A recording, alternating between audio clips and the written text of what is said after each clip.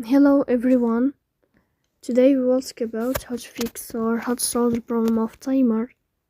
On the application of Yazio, you will click on settings. Here we click on apps, default apps, app settings.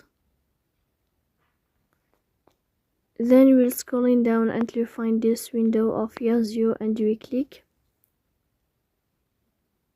After that you will click on first stop and you will click OK.